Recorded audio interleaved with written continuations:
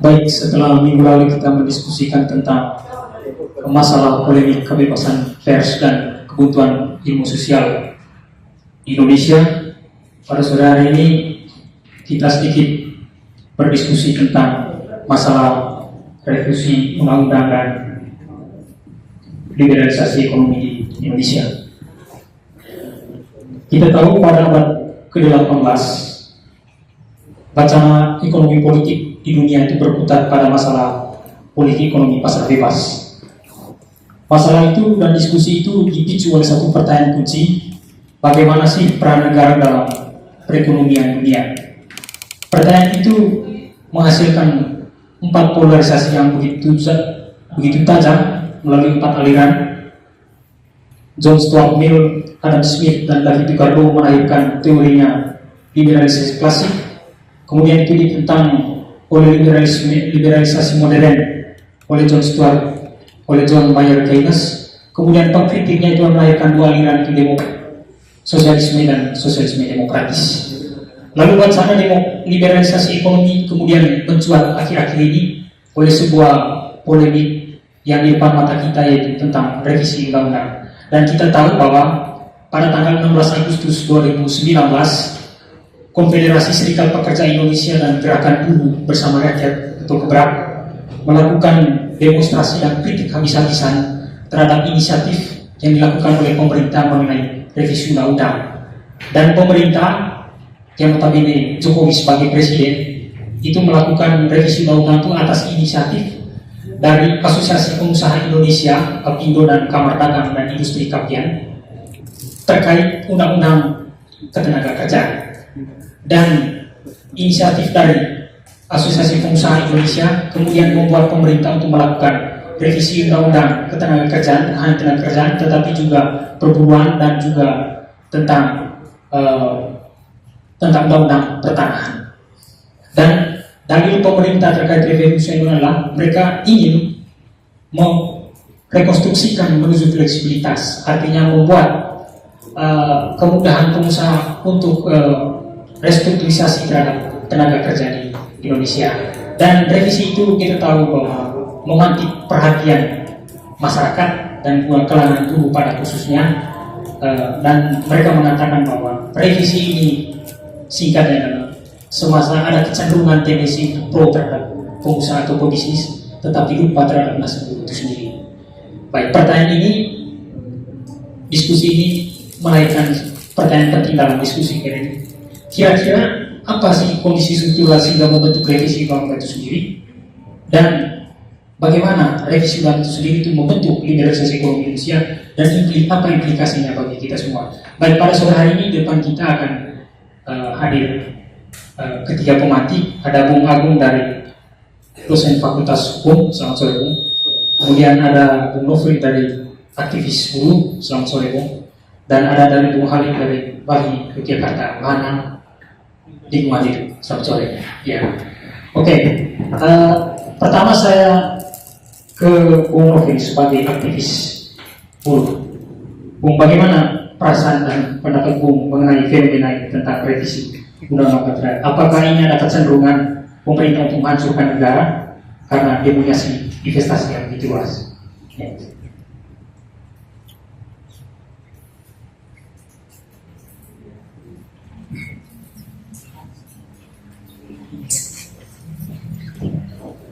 Ya, terima kasih.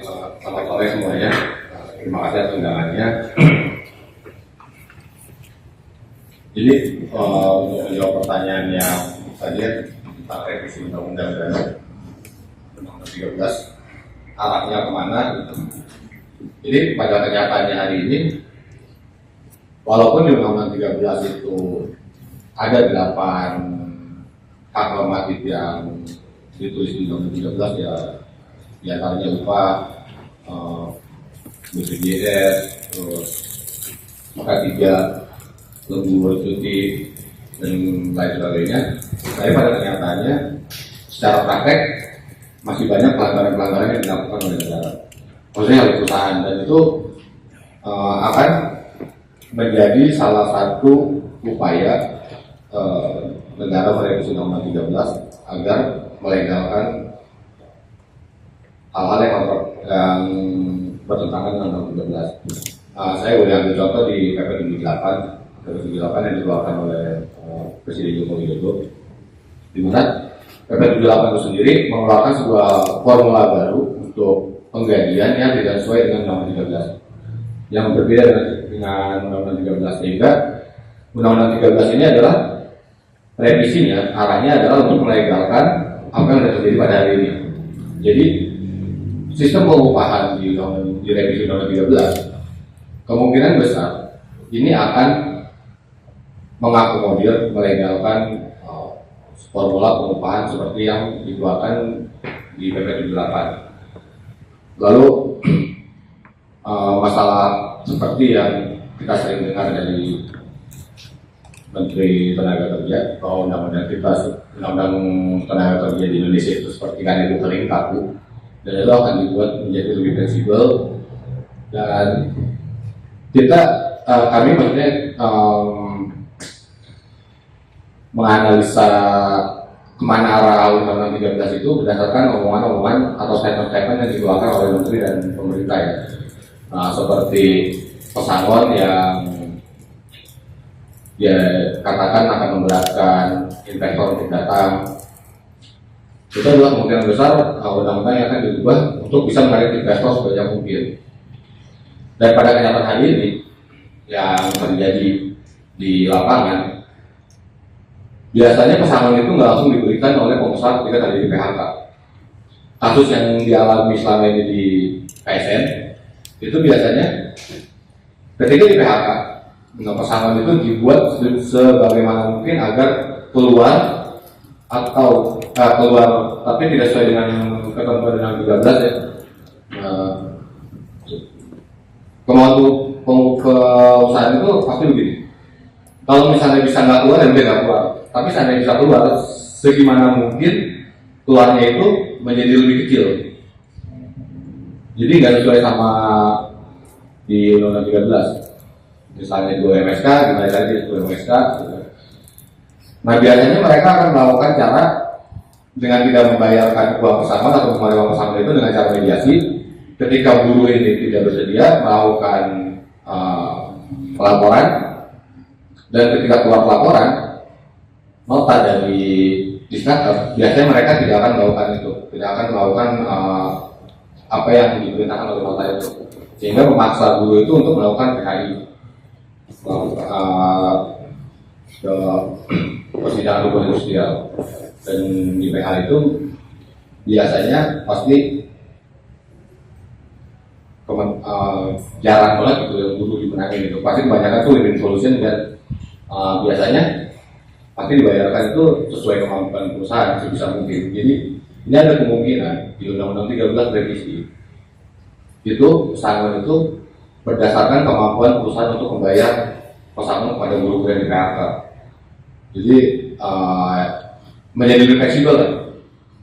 Lalu masalah kontrak kerja seperti yang kita tahu hari ini gitu, tiba-tiba ada kontrak kerja magang, terus kontrak kerja yang di lapangan itu sebenarnya kalau di Undang-Undang 13 itu kontrak kerja kan maksimal 2 tahun. Ya. Tapi pada kenyataannya kalau lihat di lapangan masih banyak tuh yang kerja di atas 2 tahun saya masih kontrak, bahkan dari 5 tahun kerja saya masih kontrak. Nah, kemungkinan juga kontrak ini akan dibuat lebih luas lagi. Jadi nggak 2 tahun, bisa jadi 5 tahun, mungkin jadi 10 tahun atau entah gimana lah. Pokoknya jadi lebih fleksibel lagi sehingga dapat mem-PHK buruhnya dengan mudah tanpa membayar pesangon. Karena kontrak ini setahun misalnya kontrak udah habis ya udah nggak dapat apa-apa. Beda ketika dia jadi pegawai tetap, ketika dia di-PHK dia akan dapat pesangon. Tapi kalau kontrak enggak. Dan undang-undang ini juga kemungkinan besar akan memperluas outsourcing. Jadi kalau di Undang-Undang 13 outsourcing itu cuma di beberapa jenis pekerjaan yang tidak berhubungan dengan produksi.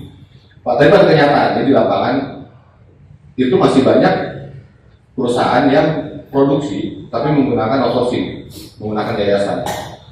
Jadi kemungkinan besar juga arah Undang-Undang 13 revisinya ini versi perusahaan dan versi pemerintah dan Apindo ini akan mengarah pada outsourcing di berbagai jenis pekerjaan atau jenis pekerjaan akan lebih luas lagi dibandingkan dengan Undang-Undang 13. Jadi jika arahnya adalah regularisasi, ya kemungkinan besar memang benar ke sana arahnya. Jadi bukan Undang-Undang 13 ini akan mensejarahkan buruh, enggak. Soalnya nggak pernah ada statement dari menteri atau pemerintah yang Undang-Undang 13 ini misalnya akan menjamin misalnya pekerja yang kemitraan menjadi sistem yang lebih bagus lagi atau asuransi tentang pekerja mitra itu nggak pernah ada. Jadi bukan yang pro terhadap buruh pada pekerja, tapi ini akan pro pada investasi yang masuk lebih mudah dan lebih bisa membayar upah dengan murah. Itu. Oke, terima kasih. Oke, kita beri tepuk tangan. Kalau saya boleh tarik bahwa intinya bahwa Undang-Undang Nomor 13 itu adalah ada kecenderungan negara untuk memaksimalkan atau membuat pengusaha itu adalah berinvestasi besar-besaran dan dominasi pengusaha atau bisnis itu lebih banyak.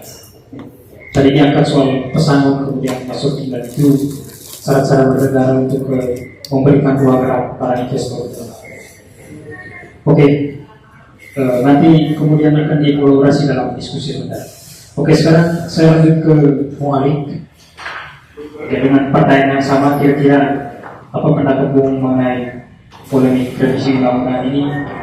Apakah revisi undang-undang ini ada kecenderungan untuk meliberalisasi ekonomi di Indonesia? Ya, terima kasih. Selamat sore kawan-kawan semua. Ya, secara sederhana juga bisa kita melihat dalam konteks pertama, kita tahu dalam bahasanya oligarki di politik kita kan masih kelihatan, artinya para politisi, para pejabat negara, mereka lah yang juga penguasa pengelolaan sumber daya alam di Indonesia, perkebunan, pertambangan dan lain-lain. Artinya keberpihakan misalnya dalam konteks karena kita mendiskusikan tentang ada kesinambungan gitu ya. RUU yang saat ini terus didorong untuk kemudian diubah itu kan sebenarnya lebih ke arah untuk bagaimana menjamin keberlanjutan oligarki itu, penguasaan sumber daya alam yang mereka miliki. Kita lihat misalnya kalau memang betul artinya para politisi ya pada ya artinya satu poin yang paling penting kan adalah misalnya undang-undang tentang pengadaan tanah untuk kepentingan umum itu kan harusnya mereka merevisi itu, mereka tidak merevisi tentang UPA, tidak merevisi tentang misalnya undang-undang tentang KPK ya. Bagaimana kemudian, tapi bagaimana kemudian melihat undang-undang yang kemudian itu sebenarnya lebih banyak menghilangkan ruang-ruang hidup masyarakat. Kalau dikaitkan dengan persoalan misalnya liberalisasi ekonomi itu kan bisa terlihat. Sekarang industrialisasi itu kan kemudian sudah mulai sangat menyebar. Kalau dulu kan kita melihatnya Jabodetabek pusat industri, tapi sekarang kan sudah masuk, sudah pindah di Jawa pun sudah pindah, di Jawa Tengah itu kan cukup banyak ininya. Pertama mereka menggunakan tadi kalau melihat bagaimana undang-undang tentang ketenagakerjaan, kita tahu mereka pindah itu kan salah satu faktornya adalah karena upah murah di luar Jabodetabek itu. Jadi yang kedua berhubungan dengan misalnya dengan RUU pertanahan yang sekarang cukup kuat didorong oleh DPR untuk direvisi adalah selain di wilayah kalau Sumatera, Kalimantan itu kan bagaimana RUU ini juga sudah terlihat bagaimana ingin melanggengkan hak HGU ya, hak atas lahan yang sangat luas. Padahal seharusnya kalau berpihak RUU pertanahan itu kan seharusnya membahas tentang bagaimana pembatasan kepemisahan lahan. tidak yang sampai sekarang ratusan ribu hanya dikuasai oleh satu korporasi. Itu satu. Yang kalau melihat di kawasan industri, sebenarnya kita bisa melihat bagaimana dorongan negara atau melalui industrialisasi ini adalah merubah tadi alat produksi masyarakat yang dulunya adalah petani, kemudian mereka dirampas lahannya, kemudian mereka disuruh menjadi buruh. Menjadi buruh itu bagi mereka didorong bahwa menjadi pekerja itu adalah pekerja sebagai buruh itu sejahtera. Padahal kan sebenarnya menjadi petani itu adalah pilihan pekerjaan. Yang kalau misalnya dalam konteks Jogja ya, yang kawasan Jogja, kita melihat bagaimana sekarang kalau kemarin bagaimana sampai saat ini ya kawan-kawan petani yang di Kulon Progo kan terus masih berjuang itu bagaimana untuk menolak bandaran. Tapi saat ini kan juga ancamannya adalah kota bandaranya. Bagaimana 6.000 hektar yang kemudian itu akan menjadi kota bandara, itu pasti akan menghilangkan semua lahan pertanian yang ada di sana. Kemudian merubah masyarakat yang ada di lokasi tersebut sebagai buruh, sebagai pekerja yang kemudian ke depan iming-imingnya adalah bekerja sebagai bekerja di hotel, di segala macam yang akan berkembang di kota Mandar. Artinya ya kalau tadi melihat komersialisasi ekonomi, ya kita melihatnya tadi. Karena kalau kemudian secara ekonomi ingin mensejahterakan masyarakat, kan seharusnya memastikan bagaimana alat produksi masyarakat yang ingin menjadi petani itu, ya lahan pertanian harus tetap dipertahankan. Yang kedua, misalnya secara pasar kan seharusnya dipastikan harga cabai itu tidak sebelum sekarang mahal ya. Kemarin cabai itu bisa sampai 3.000 di petani. Akhirnya petani itu ya dibiarkan di saja cabai tidak. Padahal sebenarnya kalau betul-betul mendorongnya adalah bahasanya dalam Jokowi kan menggunakan nawacita kesejahteraan rakyat menggunakan ekonomi, tapi ya faktanya kemudian tidak pernah sampai. Kemudian kemudian reforma agraria pun dalam konteks pertanahan misalnya ilmu perlahan saat ini itu tidak satu yang ada kan hanya distribusi sertifikat, tidak membahas tentang bagaimana keadilan atas tanah yang dimiliki. Misalnya Pulau Jawa konflik perhutani dengan masyarakat kawasan hutan itu sudah cukup luar biasa, belum lagi di Pulau. Yang kedua dalam konteks Jogja kita tidak melihat misalnya pertahanan itu bisa kemudian mengontrol undang-undang keistimewaan dalam hal konteks pengelolaan pertanahan di Yogyakarta. Itu kan juga masih cukup masih jauh, tidak kemudian tidak ada kontrol kalau misalnya dilihat dari draft yang kemudian didorong. Nah dari beberapa komentar misalnya para guru besar itu, ya ini hanya sebatas pertama hanya ilmu pertanian ini kan hanya membahas tentang administrasi, tentang bagaimana kejelasan siapa yang mengelola, walaupun itu jauh dari keadilan atas ruang antara untuk mengelola. Itu dulu nanti bisa kita diskusikan bareng-bareng. Terima kasih. Terima kasih. Tapi sebelum itu saya bisa dijawab dengan dulu pertanyaan singkat saya tentang kan begini, Jokowi ini kan dia sangat dalam pidato kenegaraan itu siapa yang melarang investasi itu akan dibawa bisa. Jadi bagi dia itu bahwa ukuran perekonomian itu adalah dengan dibuka selebar-lebarnya tentang investasi Indonesia. Lalu pertanyaannya adalah bagaimana ketika pemerintah memberikan investasi ini, lalu bagaimana kontribusi investasi ini terhadap nasib buruh atau nasib tenaga kerja? Ya, dalam konteks investasi kan seharusnya kalau kemudian ingin mandat undang-undang dasar kan sebenarnya utamanya adalah kan kesejahteraan rakyat. Sejahtera artinya investasi yang masuk ke Indonesia itu apakah kemudian betul kemudian memberikan kesejahteraan dalam konteks ekonomi masyarakatnya. Faktanya artinya itu masih jauh dari apa itu sebagai hak konstitusi rakyat Indonesia ya untuk mendapatkan kesejahteraan, karena kita tahu penggusuran itu semakin meningkat.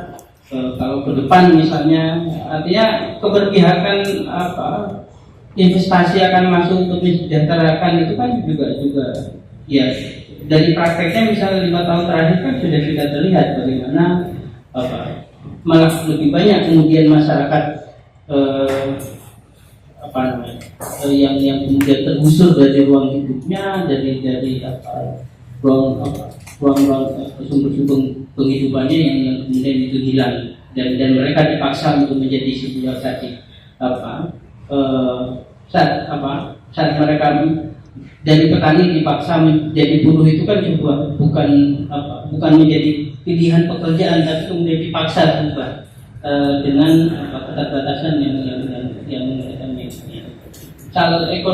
soal investasi kita tahu saat ini kan pemerintah juga yang OSS itu yang online sistem saat ini kan teman-teman sedang melakukan JR terkait PP itu, karena itu kemudian tadi dia seperti bypass melalui SS itu kan dia sudah mendapatkan izin usaha, walaupun sebuah urusan minta izin ke masyarakatnya aja belum, dia sudah mendapatkan izin usaha dengan bahasanya dengan syarat tertentu. Syaratnya belum izin sama masyarakat yang ditapak aja belum mendapatkan izin lingkungan, belum dapat IMB, tapi kenapa dia sudah mendapatkan izin usaha? Ini kan kemudian akhirnya kan proses dari mendapatkan izin dari masyarakat ditapak itu kan hanya kemudian menjadi tahapan administratif, bukan menjadi tahapan proses boleh atau tidaknya mereka berinvestasi di sana. Itu juga akan terlihat. Ya semoga apa yang didorong teman-teman melakukan JR di Mahkamah Agung itu bisa kemudian membatalkan PP ini, karena ini juga cukup bertentangan dengan banyak undang-undang itu. Baik, terima kasih. Kalau saya boleh ambil kata kunci dari Bung Khalid tadi bahwa perdebatan tentang revisi undang-undang itu agak sulit karena memang banyak politisi yang termasuk DPR itu sendiri juga adalah menjadi partner dari bagian dari usaha untuk merevisi. Jadi kekuatan oligarki itu begitu kuat dalam kontestasi dalam regulasi semacam ini. Oke, terima kasih. Saya ke Bung Agung. Kira-kira apa benar bahwa substansi dari revisi undang-undang itu adalah peluang untuk membuka investasi besar-besaran di Indonesia, dan kira-kira bagaimana masa depan Indonesia terhadap politik macam ini? Oke, terima kasih saudara moderator. Selamat sore teman-teman semua. Terima kasih atas undangannya. Saya diajukan pertanyaan oleh teman-teman di MRP, bagaimana kondisi struktural yang mempengaruhi dan bentuk revisi undang-undang sebagaimana sudah diskusikan tadi, kemudian apa implikasinya dan bagaimana gerakan sosial merespon liberalisasi ekonomi. Pertama-tama izinkan saya untuk mengajak diskusi kita agak mundur ke belakang untuk melihat kaitan secara konseptual antara hukum dan ekonomi, khususnya kapitalisme. Ya, karena saya rasa ini akan menjadi penting untuk kita diskusikan dalam rangka untuk menjawab yang khususnya pertanyaan tentang gerakan sosial. Kalau dari tadi kan pandangannya agak pesimis ya, ketika kita bicara oligarki sudah menguasai hukum, seolah-olah hukum itu adalah sebuah senjata atau instrumen kekuasaan ya, yang kemudian tidak memiliki ruang sama sekali untuk kita bisa exercise dalam mendorong penguatan masyarakat, misalkan penguatan rakyat atau ya, kalau kita menggunakan tesis oligarki. Nah, oleh karena itu kita harus berangkat dulu dari pemahaman paradigma bagaimana sih sebenarnya hubungan antara hukum dan ekonomi, khususnya kapitalisme dan maupun ideologi politik ekonomi lainnya. Nah, ada banyak pendapat ya yang mencoba untuk mengkaitkan hubungan hukum dan ekonomi. Tentu saja yang paling sering disampaikan adalah yang juga turunannya adalah tesis oligarki itu adalah teori Karl Marx. Kan? Marx walaupun dia tidak membuat teori yang komprehensif tentang hukum, tapi pengikut-pengikutnya kemudian menafsirkan tentang apa yang dia kembangkan, misalkan di Dasar Kapital maupun Komunis Manifesto, bagaimana hukum memainkan peran dalam sistem ekonomi kapitalis. Nah, di kalangan Marxis sendiri sebenarnya ada perdebatan ya antara Marxis instrumentalis dan Marxis strukturalis dalam kaitan itu. Yang instrumentalis melihat bahwa hukum itu adalah refleksi dari corak produksi atau base. Ini kaitannya dengan hubungan antara base dengan superstructure, di mana base akan terrefleksikan dalam superstructure. Hukum membuat kondisi struktur politik, ideologi itu akan dipengaruhi secara determinan oleh base ini. Begitu juga hukum. Begitu hukum akan merupakan menjadi produk dari base atau mode production. Dengan kata lain bahwa hukum itu akan selalu mengabdi pada kepentingan kelas berkuasa. Nah, ini kelas berkuasa maksudnya kelas kapitalis. Dan ini kemudian diperkuat oleh pendapat Marx. Misalkan Marx pernah bilang bahwa the social norm in society is the norms of ruling elites. Jadi norma sosial yang ada di masyarakat adalah normanya kelas penguasa. Oleh karena itu, ya negara dan juga instrumen hukum yang melekat pada negara mau tidak mau akan selalu mengabdi pada pimpinan kekuasaan. Nah, itu yang kemudian menurunkan tesis tentang oligarki itu tadi. Bahwa oligarki telah menguasai ruang-ruang negara, telah menguasai ruang hukum sehingga tidak ada yang tersisa bagi rakyat selain kemudian menjadi fatalistik. Ya, nanti itu kaitannya kan menjadi seperti itu. Dan selain instrumen Marxis instrumentalis ini tentu saja berkembang melalui perdebatan antara Miliband dan Polanczak. Kalau teman-teman pernah baca tentang negara, bagaimana negara harus diposisikan dalam relasinya dengan ekonomi. Miliband mengembangkan Marxis instrumentalis itu termasuk dalam mengembangkan kaitan hukum dengan ekonomi. Nah, di konteks Marxis instrumentalis yang dikembangkan oleh Althusser maupun oleh Polanczak, dia memiliki pendapat yang berbeda. Alih-alih hukum harus diposisikan sebagai determinan dari base atau produksi kapitalisme, hukum itu juga memiliki yang namanya otonomi relatif. Ya, otonomi relatif yang kemudian akan memungkinkan kaitan antara ekonomi dan hukum itu saling membentuk. Bukan kaitan searah di mana ekonomi menentukan hukum, tapi juga kadang hukum juga akan menentukan bagaimana dalam ekonomi. Maksud juga kalau kita lihat bagaimana Marx menjelaskan ini di Das Kapital, tentu kita bisa lihat bagaimana diceritakan di situ tentang perjuangan buruh untuk mengurangi jam kerja misalnya di dasar. Artinya Marx melihat bahwa ada ruang-ruang di hukum ini yang sebenarnya masih bisa digunakan karena ada yang namanya ruang semi-autonomous yang ada di hukum. Jadi hukum tidak semata-mata sebagai instrumen, tapi hukum juga memiliki celah untuk bisa digunakan. Ya. Dan tergantung kemudian memang pertanyaannya juga adalah apa saja celah yang kemudian mempengaruhi atau faktor-faktor yang mempengaruhi hukum. Kalau Althusser dan Polanczak mengatakan bahwa ada 3 faktor-faktor yang mempengaruhi substansi hukum dan bagaimana hukum bekerja. Yang pertama tentu saja politiknya, the political, ya, bagaimana relasi antara negara dengan rakyat, tentu saja akan menentukan bagaimana hukumnya. Kalau dalam negara otoritarian tentu saja hukumnya akan instrumental, ya kan, karena tidak ada ruang bagi rakyat untuk demonstrasi, untuk melakukan protes, untuk melakukan judicial review, untuk melakukan gugatan dan sebagainya. Dan juga selain the political, faktor yang kedua adalah the economy. Maksudnya bagaimana barang dan jasa diproduksi, didistribusi. Ini juga menentukan bagaimana kerja hukum. Misalkan kenapa di era-era revolusi industri ada yang namanya hukum anti penggelandangan. Tentu saja hukum anti penggelandangan ini salah satunya adalah cara dari penguasa untuk mencegah orang yang pasca primitive accumulation, tanahnya diambil dan kemudian dia akan menjadi buruh untuk kota, dia harus bekerja sebagai buruh, ya, untuk mencegah orang menggelandang. Kalau semua orang menggelandang, maka tidak ada yang bekerja seperti pabrik. Kalau tidak ada yang bekerja di pabrik, berarti sistem ekonomi sendiri akan runtuh karena tidak ada yang menggerakkan. Nah, oleh karena itu dipaksalah orang untuk bekerja untuk menjadi buruh dengan sanksi-sanksi pidana itu. Jadi ini ekonomi juga menentukan substansi hukum itu.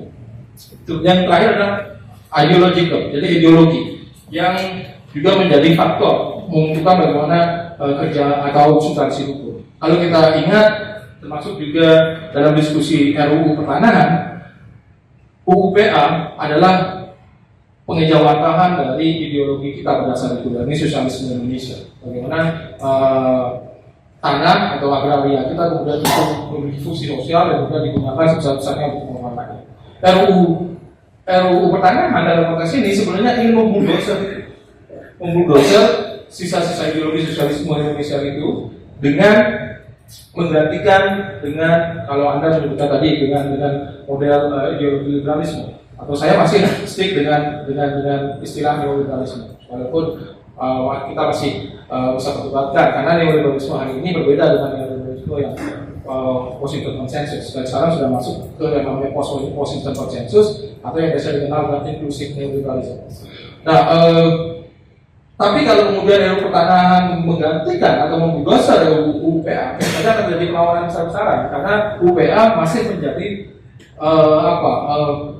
monumen bersejarah dalam konteks hukum. Bahwa itu adalah produk yang sangat penting bagi bangsa ini yang kemudian meletakkan bagaimana agraria harus dikelola. Kalau itu kemudian dibuldoser dengan terang-terangan diganti oleh UPA, tentu saja akan jadi perlawanan masif. Nah, caranya adalah melakukan subversi terhadap UPA tersebut dengan menerjemahkan dalam konteks kekinian, dalam konteks liberal, pasal-pasal atau aturan-aturan yang belum diatur di UPA. Nah, itu the ideological sebenarnya. Pertanyaannya kemudian yang kemudian selain pandangan Marxis, tentu saja ada pandangan Max Weber, gitu ya. Ada Max Weber kemudian yang melihat bahwa hukum itu memiliki multi kausality, jadi disebabkan oleh banyak faktor, termasuk juga ada agama dan lain sebagainya.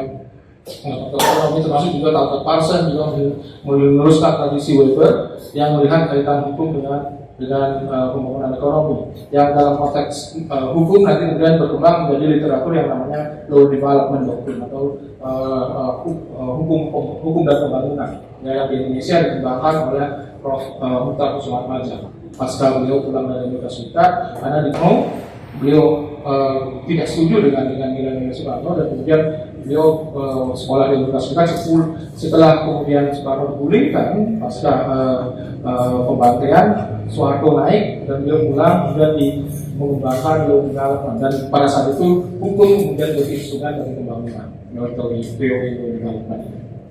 Nah, pertanyaan yang kemudian ketika kita mencoba memaknai hubungan antara hukum dan ekonomi dalam konteks Indonesia ini ya, pertanyaannya kemudian adalah di mana posisi kita hari ini dari konteks ideologi, dari konteks politik, dari konteks ekonomi.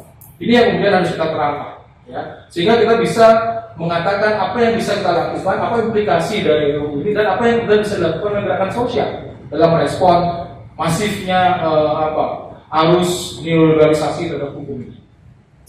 Kalau kita telusuri, tentu saja pembicaraan kita akan mulai dari krisis ekonomi di 1998, ya, di mana pasca krisis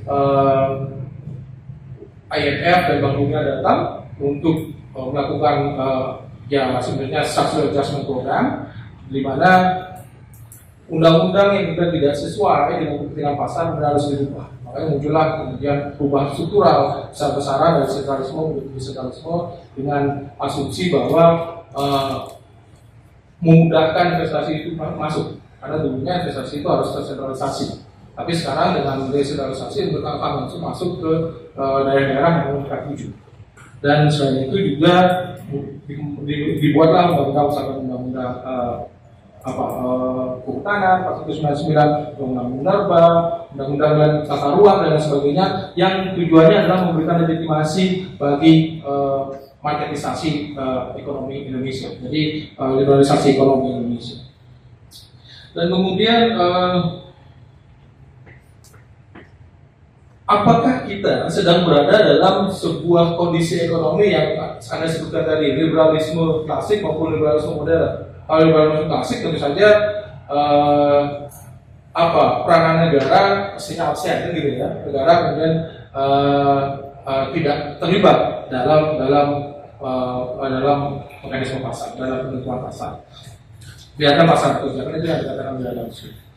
Tapi apa yang sebenarnya kita alami hari ini adalah proses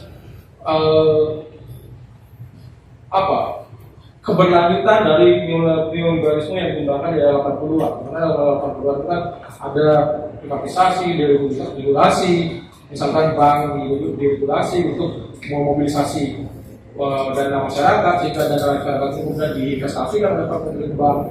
Saking liberalnya bank pada saat itu, saking kemudian mereka mengalami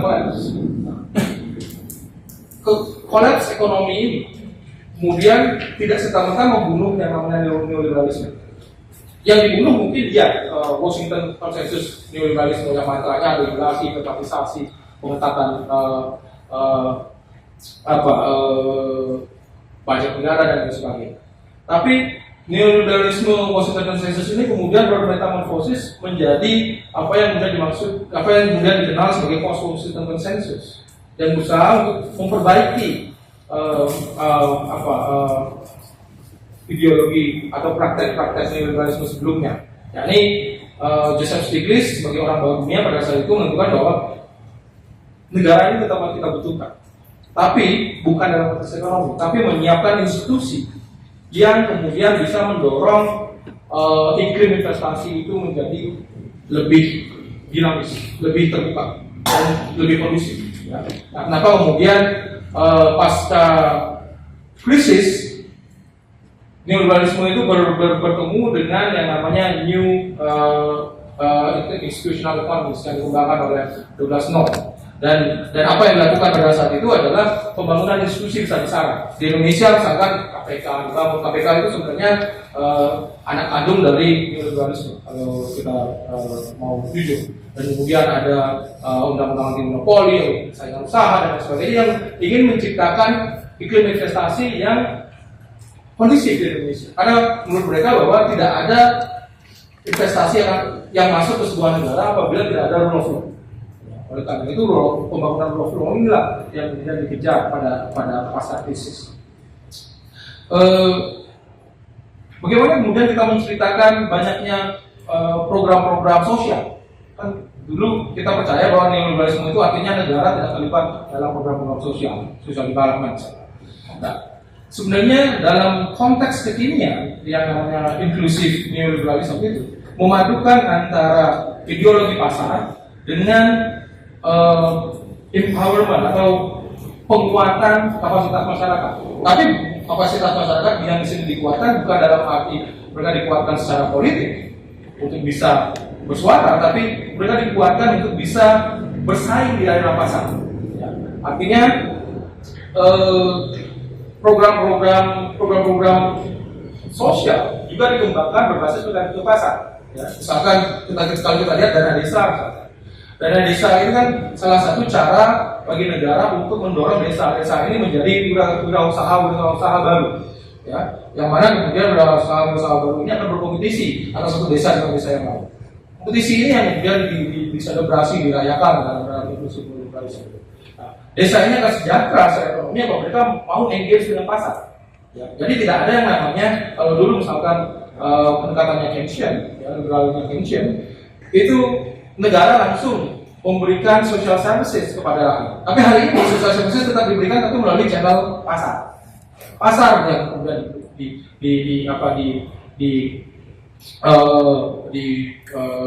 dikuatkan. Gitu. Masyarakat kemudian dikuatkan juga untuk bisa berkompetisi di area pasar.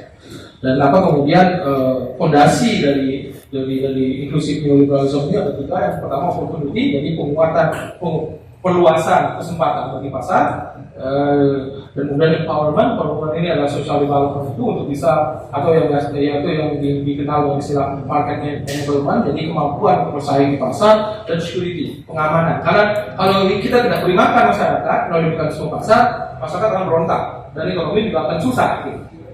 Jadi mau tidak mau security juga menjadi isu yang penting untuk di-address oleh neoliberalisme.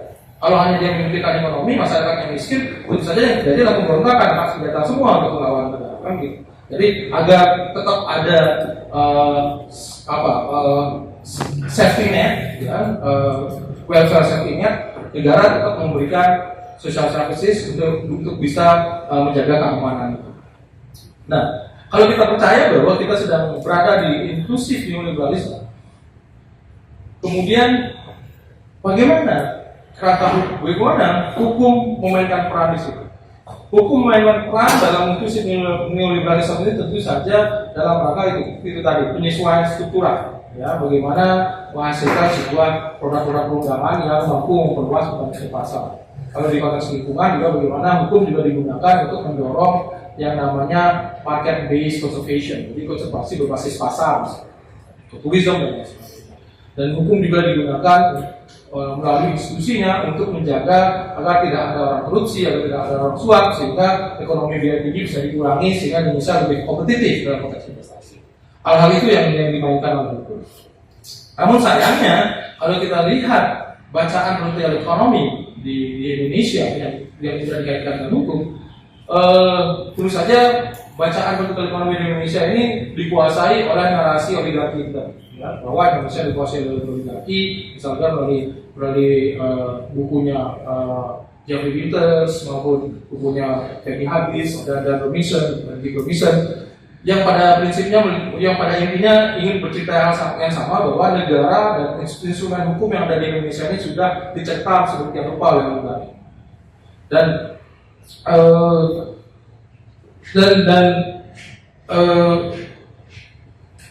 Kenapa? Di mana posisi hukum dalam proses oligarki itu? Oligarki kemudian menjadikan itu sebagai instrumen, menjadikan hukum sebagai instrumen untuk, kalau dalam bahasa Winters, sebagai wealth defense mekanisme pembelaan diri, ya, untuk membela diri mereka, untuk kemudian mengamankan privilege mereka yang selama ini. Nah, dan kalau kita lihat pandangan hukum Jeffrey Winters dan Peggy Habis dan Rico Wilson ini, mereka dapat kita masukkan dalam box Marxist instrumentalis, karena mereka melihat hukum semata-mata sebagai instrumen dari penguasa. Ya. Oleh karena itu, sepertinya kita tidak punya pilihan apa-apa selain hanya berdoa, karena hukum sudah dikuasai. Cuman kita perlu bacaan yang lebih fresh untuk melihat bahwa oke, oligarki memang menguasai, tapi kita harus baca ulang hukum ini ada ruang-ruang, ya, ada ruang-ruang yang kemudian bisa kita gunakan untuk mempengaruhi. Jadi kita alih-alih menggunakan pendekatan instrumentalis, saya ingin mengajak kita untuk menggunakan pendekatan strukturalis, yang mana mari kita analisis bersama di mana kekuatan kita di ranah politik, di mana kekuatan kita di ranah ekonomi, dan di mana kekuatan kita di ranah ideologi, sehingga kemudian faktor-faktor ini kemudian bisa kita dorong bersama untuk mempengaruhi hukum. Dan dengan cara pandang ini, tentu saja kita tidak melihat hukum semata-mata sebagai sebuah instrumen, ya, termasuk dalam pembahasan revisi, ya, Undang-Undang 13 2003 maupun RUU Pertanahan dan revisi untuk Undang-Undang Minerba dan sebagainya. Tapi kita melihat bahwa hukum ini sebagai arena pertarungan, ya, arena pertarungan yang kemudian kita harus pertaruhkan bersama. Memang permasalahannya kemudian, mampukah kita menang di situ? Nah, itu kan pertanyaan empirik berkaitan dengan relasi kuasa, sejauh mana kemudian kita memobilisasi kekuatan sosial kita, sejauh mana kemudian kita memiliki resources yang kemudian bisa digunakan untuk investasi dan sebagainya.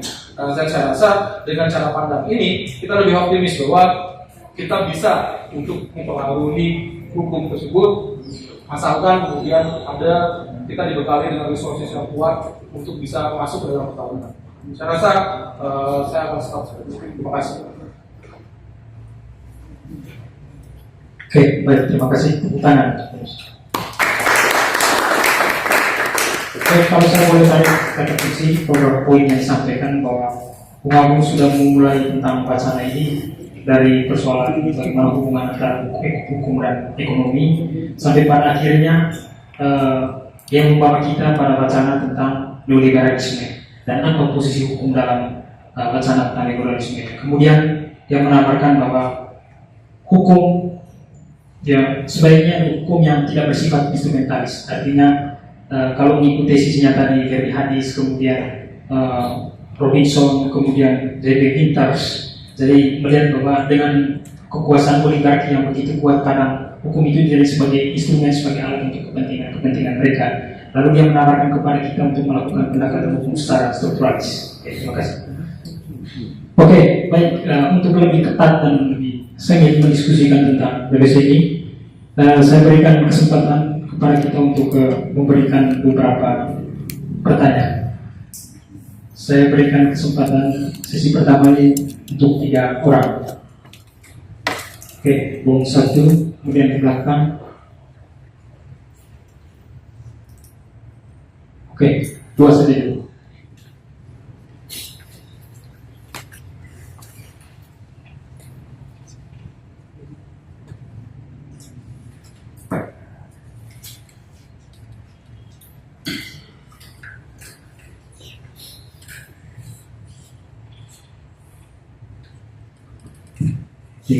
Selamat sore buat teman-teman.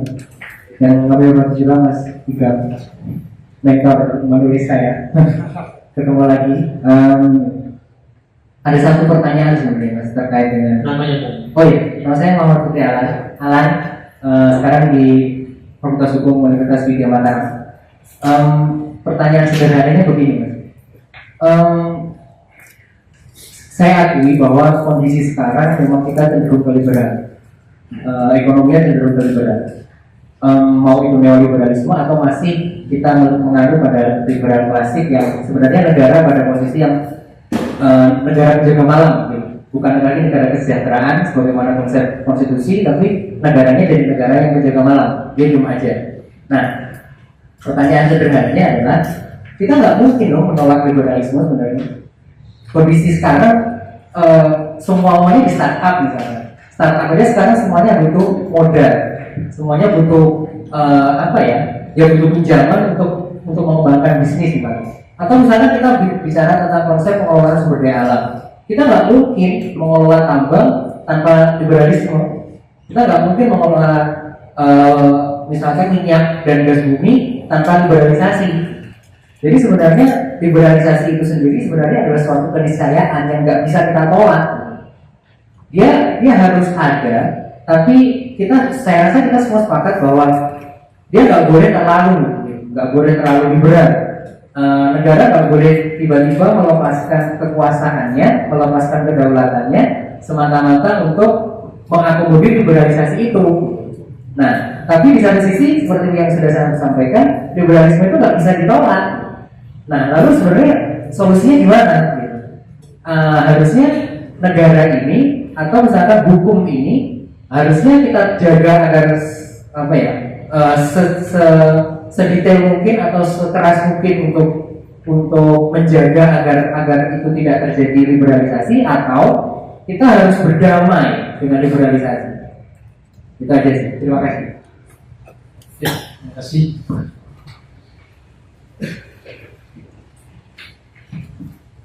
Terima kasih. Nama saya Fauzan. Saya sini bertanya, kalau kita lihat bahwa ideologi pasalnya kan mulai banyak dihubungkan sejak 70-an, 80-an dan zamannya Thatcher di Inggris dan Reagan di Amerika. Nah, terus kemudian apakah kemudian ada alternatif di dunia ini, di dunia mana pun yang mana ekonominya tidak terlalu bergantung pada sikap privat atau pasar gitu atau sekarang bisnis. Soalnya kan Thatcher pernah dulu ngomong namanya dari isu alternatif INA. sehingga kemudian negara itu lebih tidak bukan hanya sebagai penjaga malam, sebagai satpam, sebagai polisi yang kemudian mengamankan kepentingannya para bisnis-bisnis ini, terutama properti mereka dan akses mereka terhadap properti tersebut, misal air, terus tanah dan sebagainya. Apakah kemudian tidak ada yang seperti itu? Selain itu, memang akhirnya ini tadi disebutkan ada semacam intervensi sedikit dalam bentuk bantuan sosial dan sebagainya, kemudian diterjemahkan sebagai neoliberalisme yang inklusif. Seakan-akan semuanya bisa masuk, padahal kan ternyata nggak seperti itu, karena pasti yang menguasai pasar itu sudah ada, bahkan ketika pasarnya sebelum dibuka sekalipun. Ya kemudian tidak pernah ada bahasa kita sebelumnya adalah kemudian oligarki A, oligarki B, oligarki C yang pasti punya koneksi dengan pemerintahan yang kuat. Yang kalau ada yang masuk yang nggak ada uang baru 100% itu tidak, itu harus nilainya pasti marah-marah. Yang saya tahu Gojek 2015 masih ada yang sebelum banyak diterima kan masih ada yang seperti itu. Lalu kemudian sekarang akhirnya menjadi bagian dari establishment Gojek dan sebagainya, lalu kemudian terima. Terusnya kemudian juga kembali lagi. Jadi ada dua oligarki, instead of sebelumnya ada oligarki non Gojek, non Grab istilahnya. Terima kasih. Oke, terima kasih bagi satu. Oke.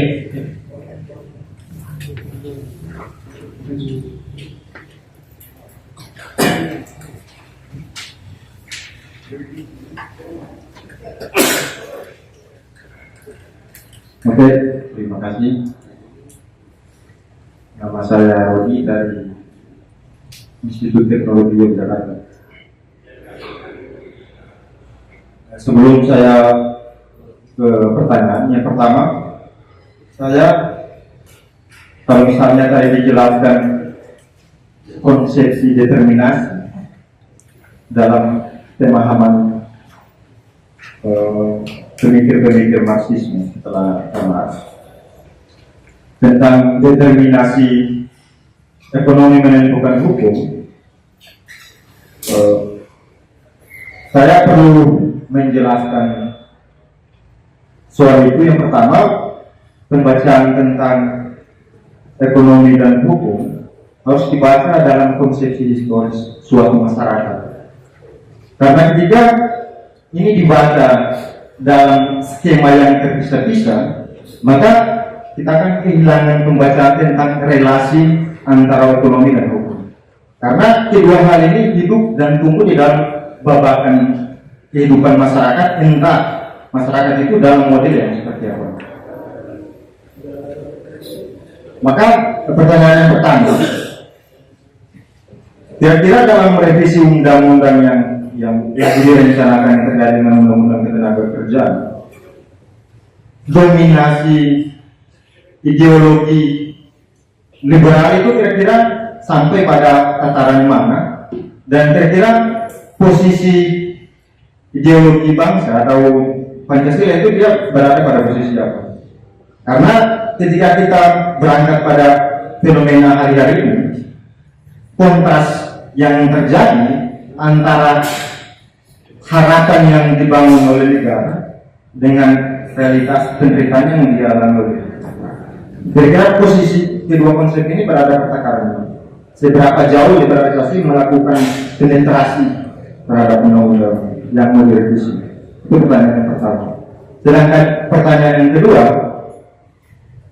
andai kata undang-undang ini menuju kepada tahapan revisi, karena logika yang saya pikirkan bahwa bukan undang-undang direvisi ini dijadikan sebagai baseline membaca liberalisasi, tidak, tapi justru karena liberalisasi sehingga undang-undang ini direvisi. Liberalisasi menjadi baseline revisi undang-undang. Oleh sebab itu, kira-kira posisi buruh dalam melakukan mobilisasi dan penyatuan di pabrik-pabrik seberapa terancamnya ketika undang-undang ini direvisi. Itu saja, terima kasih. Oke, baik, terima kasih. Kira-kira ada 3 pertanyaan dari Malan Fauzan Rodi. Kalau bisa dikonten ke dalam pertanyaan tentang posisi liberalisme. Lalu mungkin bisa dijawab dalam rangkum dari 3 pertanyaan sebenarnya. Bung Malan mempertanyakan kepada kita tentang dia mempertahankan posisi liberalisme sebagai kekuatan dalam ekonomi. Artinya bahwa di tengah negara kekurangan finansial, kekurangan resources yang mau tidak mau ya, yang namanya startup pertambangan di liberal itu mendapatkan tempatnya dan ruang yang cukup luas di sini. Lalu bagaimana pandangan tentang itu? Lalu Bung Fauzan mempertanyakan tentang apa alternatif kalau misalnya sistem ekonomi itu tidak bergantung pada pasar. Apa alternatifnya?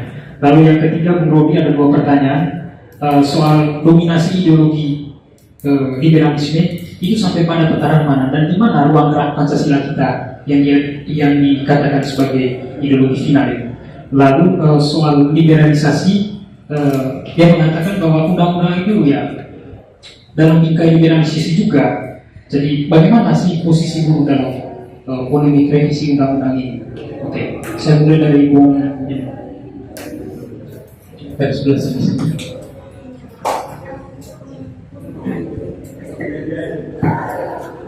Ya, kalau kami sebenarnya lebih melihatnya pertama adalah pemerintah atau negara sebagai regulator. Artinya bukan kemudian tadi apa sebutannya negara sebagai penjaga malam, menjaga investasi agar kemudian dia, tapi kemudian memastikan bahwa negara sebagai regulator itu dia bertanggung jawab dan memastikan hak konstitusi warga negara itu juga terjamin di sana.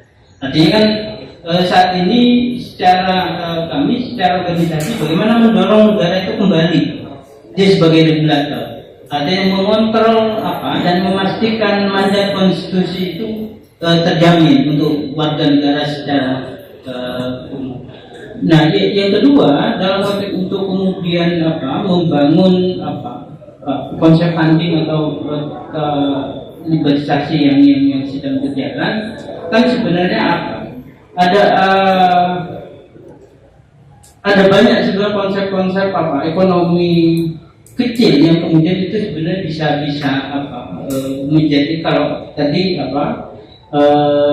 Mas Agung mengatakan terkait agak lupa ini masyarakat itu kan sebenarnya secara tadi kalau melihat secara sejarah kan sebenarnya punya mekanisme ekonomi pasar yang ada, misalnya sistem barter itu sampai saat ini pun masih ada di beberapa daerah ya. Artinya masyarakat sebenarnya tidak menggunakan mekanisme jual beli, tapi sistem barter itu yang pertama. Dan itu sebenarnya di beberapa di dalam konteks masyarakat itu masih berjalan. Artinya saya punya misalnya antara masyarakat pesisir dengan masyarakat di pegunungan. Masyarakat pesisir punya ikan, pegunungan punya beras. Sistem barter itu di beberapa wilayah itu masih berjalan. Yang kedua,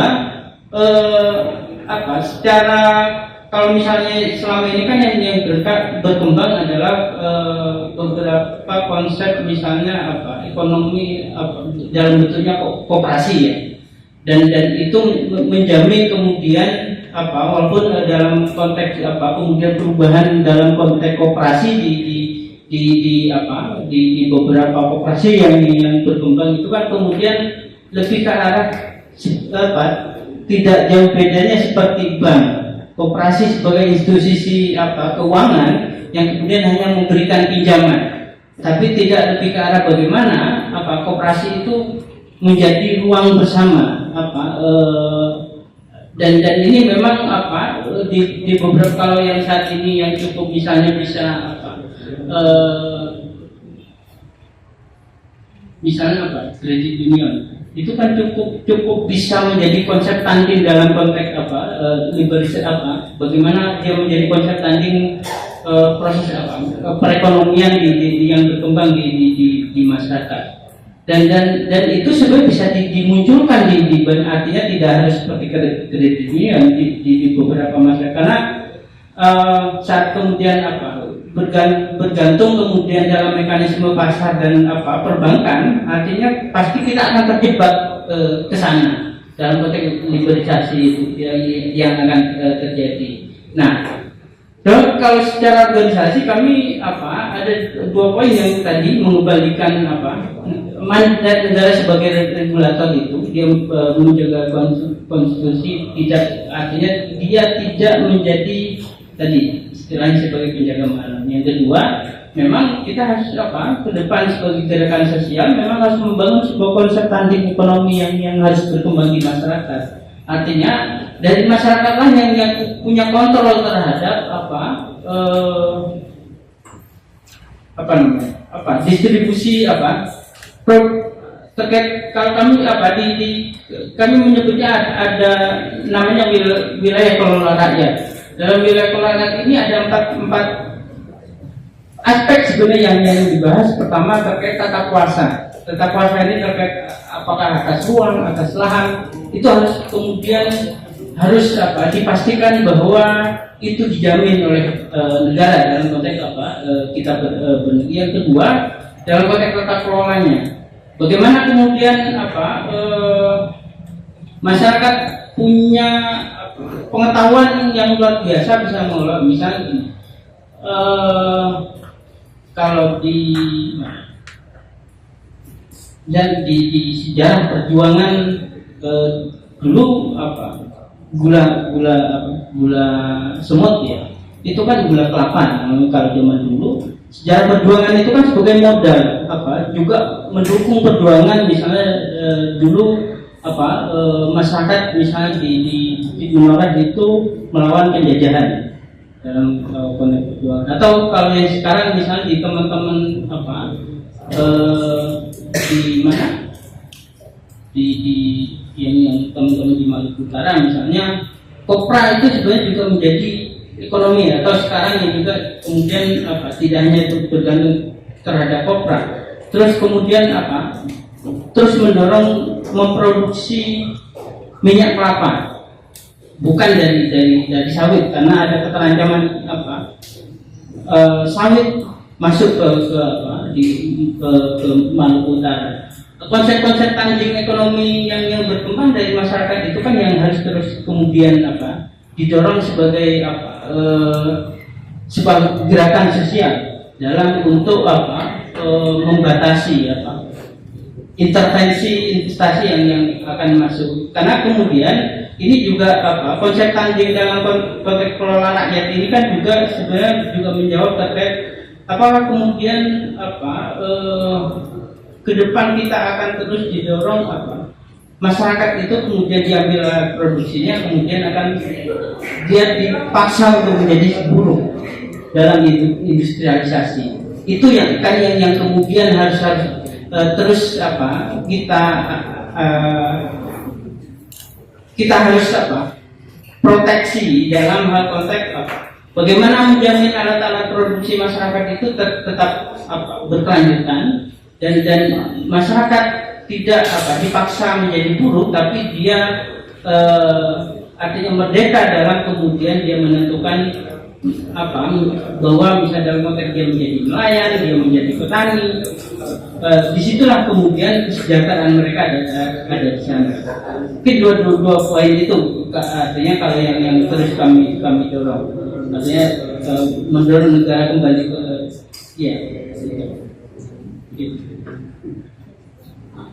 Ya, saya mau menjawab pertanyaan yang terakhir. Dominasi yang digelar di undang-undang revisi undang-undang tenaga kerja sampai sejauh mana? Ya, dominasinya memang sudah lebih kuat dibandingkan dominasi ideologi Pancasila. Ideologi liberal itu lebih kuat.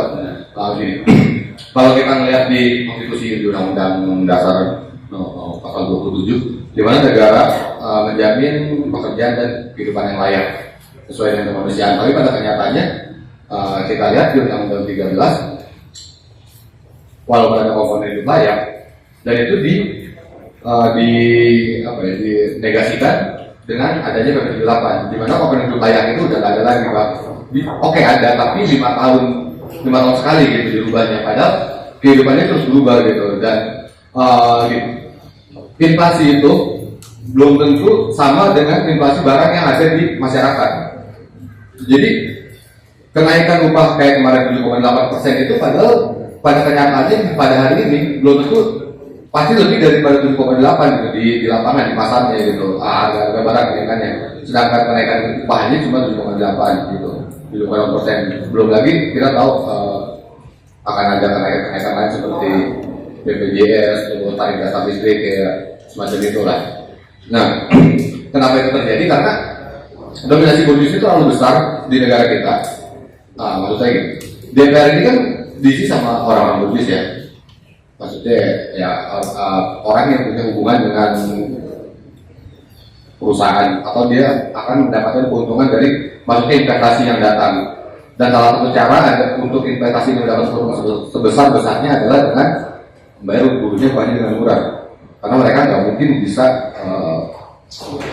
mengambil keuntungan sebesar-besarnya dengan mengurangi harga bahan baku atau tawar-menawar di harga alat produksi. Satu-satunya cara untuk bisa menghasilkan keuntungan sebesar-besarnya adalah yang membayar guru dengan upah semurah-murahnya. Sebagaimana cara sebisa mungkin menghilangkan pesangon, mengurangi pesangon, agar ketika guru ini di PHK, mereka tidak harus mengeluarkan uang sampai 40 atau 50 juta atau ratusan juta. Dia bisa save uang itu untuk keuntungan mereka. Jadi liberal ini sudah terlalu kuat di dalam revisi Undang-Undang 13.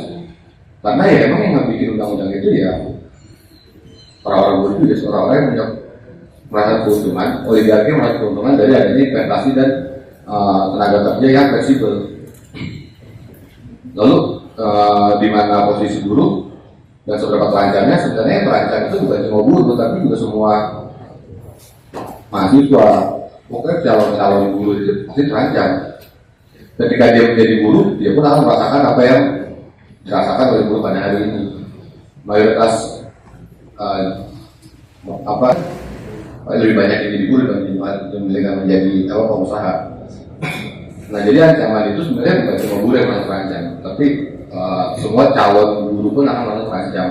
Dengan adanya tenaga kerja yang fleksibel, itu jaminan pekerjaan, kepastian pekerjaan itu kan jadi nggak ada.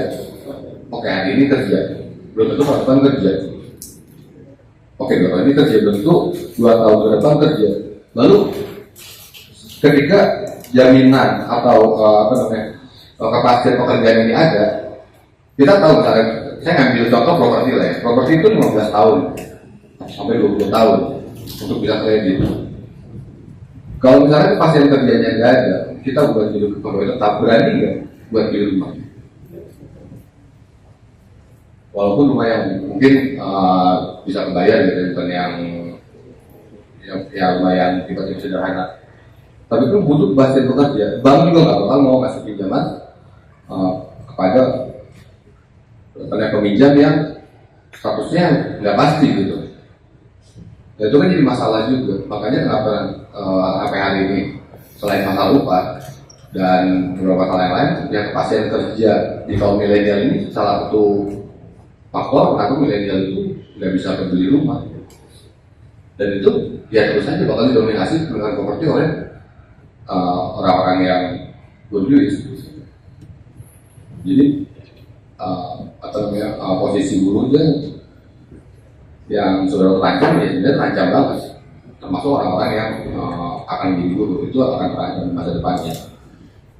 Ya, terima kasih.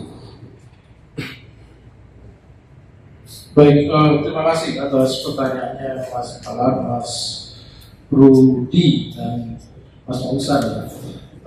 Tanya kepada saya dari Mas Alan, sepertinya adalah liberalisme adalah sebuah keniscayaan. Mungkin nggak malah liberalisme. Di sini kenapa saya lebih cenderung dan memilih terminologi neoliberalisme. Neoliberalisme kemudian kalau kita lanjutkan ke dalam terapi, dia merupakan praktek ekonomi politik. Ya, berbeda dengan liberalisme klasik yang kemudian ada juga positifnya. Misalkan dari kenapa kita bisa duduk di sini adalah buah dari liberalisme, revolusi Prancis misalnya.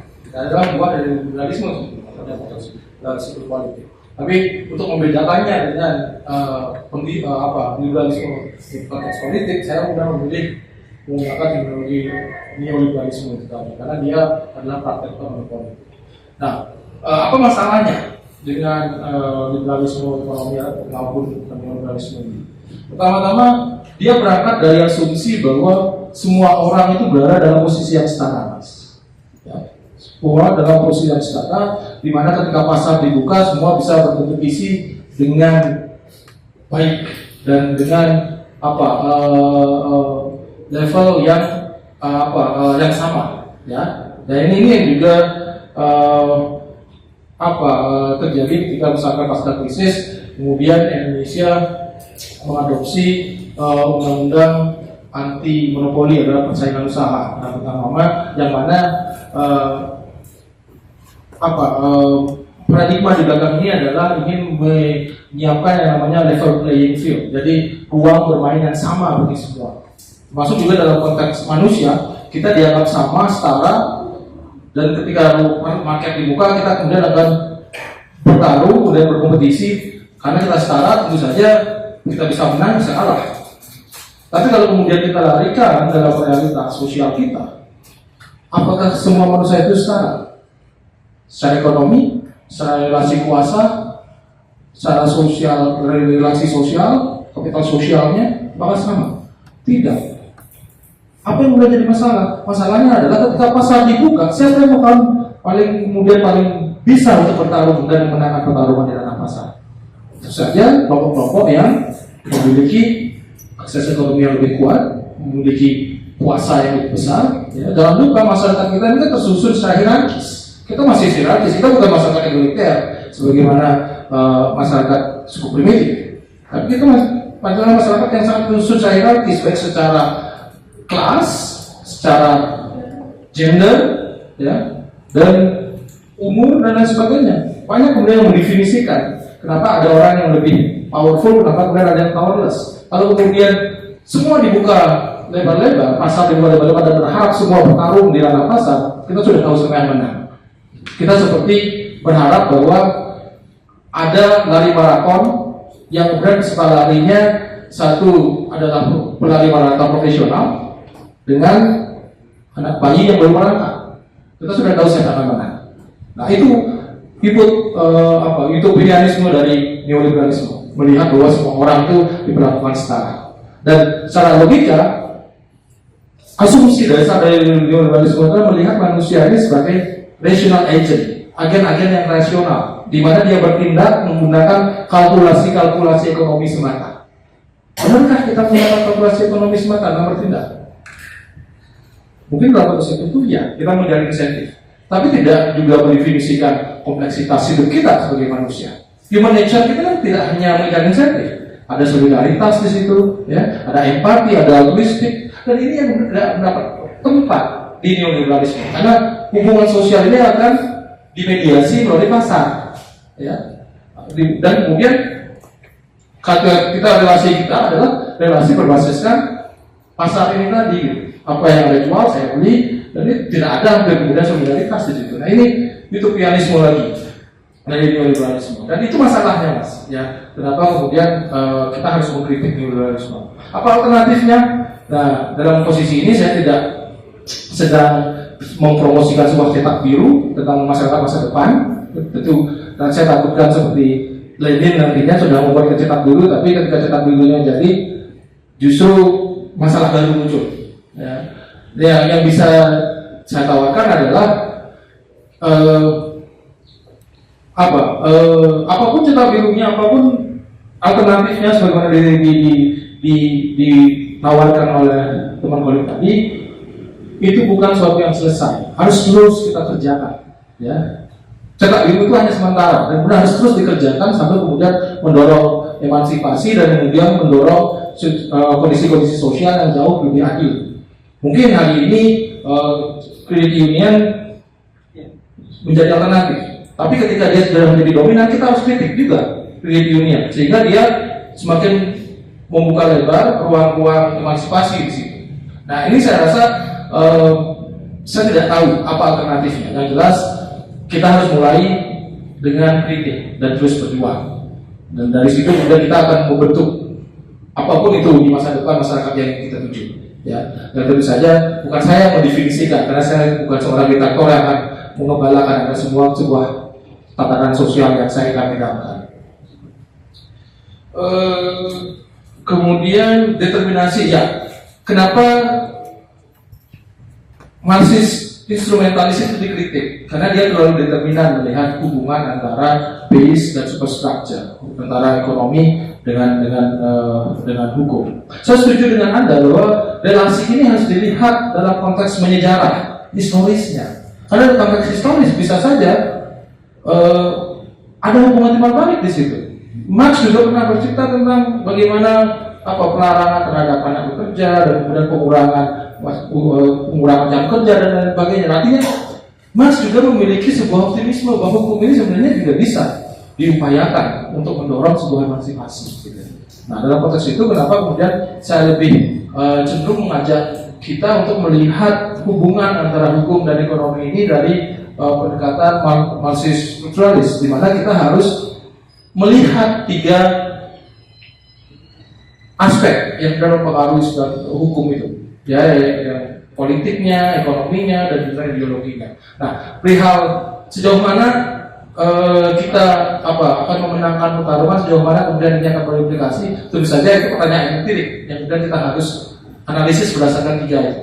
Ya, misalkan dalam konteks undang-undang pertanahan, sejauh mana kemudian ideologi sosialisme Indonesia yang dianut di RUU di UPA ini masih kemudian mengejawantah dalam cara berpikir parlemen kita.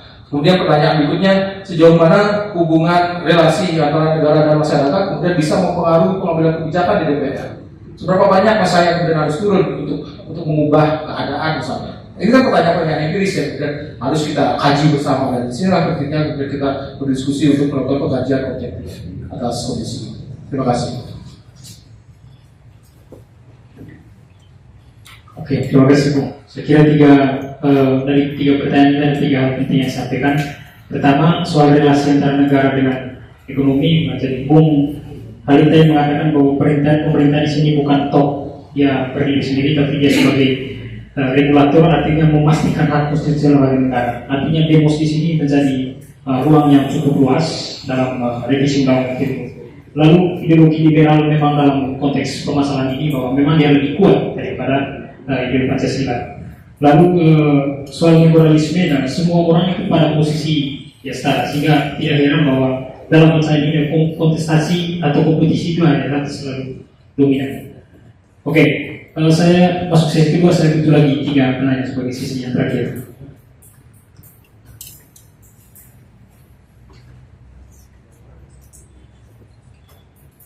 Oke.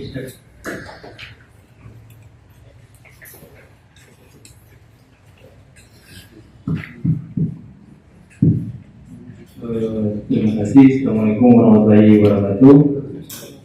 Perkenalkan, saya Vino. Saya dari anggota FMKTA Komite Ternate Maluku Utara. Memang benar beberapa poin tadi yang sudah dijelaskan dari pemantik dan juga di sebelah kiri saya soal kontradiksi dasar juga ideologi dan popularisasi kapitalisme pada tahapan yang lebih tinggi dikenal dengan neoliberalisme. Nah, pada poin ini saya coba melihat dalam sejarah perkembangan masyarakat Indonesia dari dua periode, dapat dari 2 tahap, Orde Baru ke Reformasi. Ini tidak ada satu implikasi yang benar-benar memberikan satu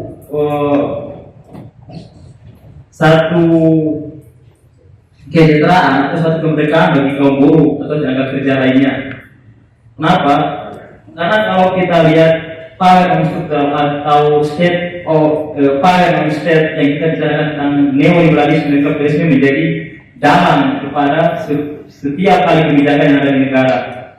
Contoh halnya itu ketika proses bergesernya Orde Baru Reformasi, ini kan berbagai macam regulasi yang coba dirintis oleh Miguel Cambes itu menjadi salah satu letter of intent kalau tidak salah ya.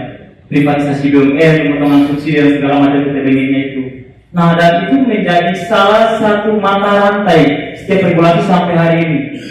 Nah, aja terkesan tadi dalam pembicaraan saya sempat berimajinasi jangan-jangan kita ini sebagai aktor cleaning service.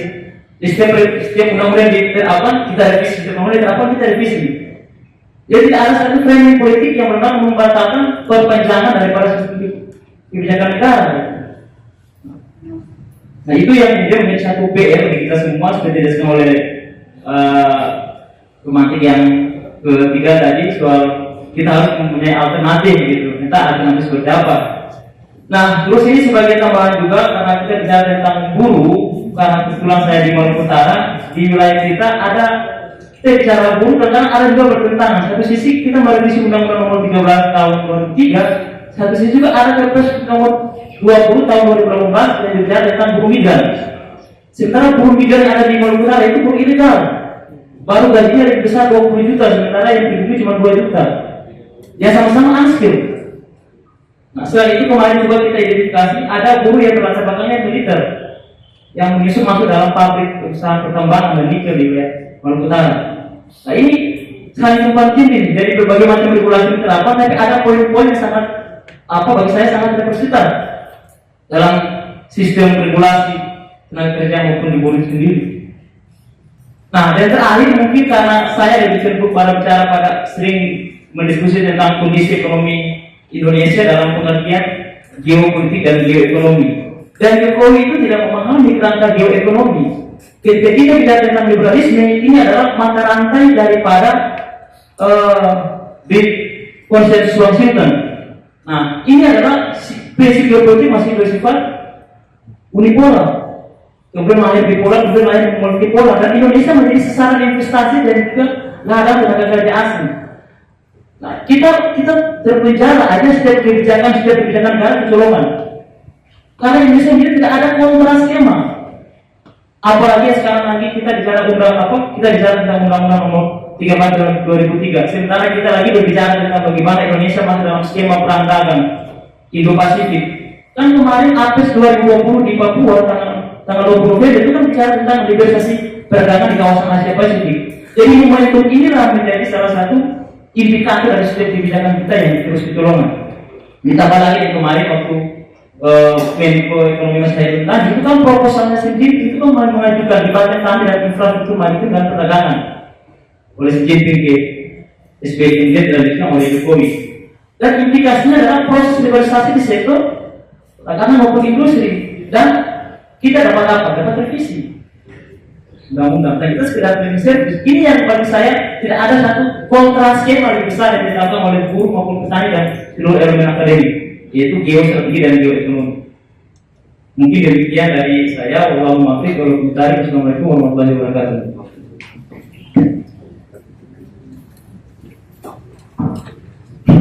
Sorry, saya Adi.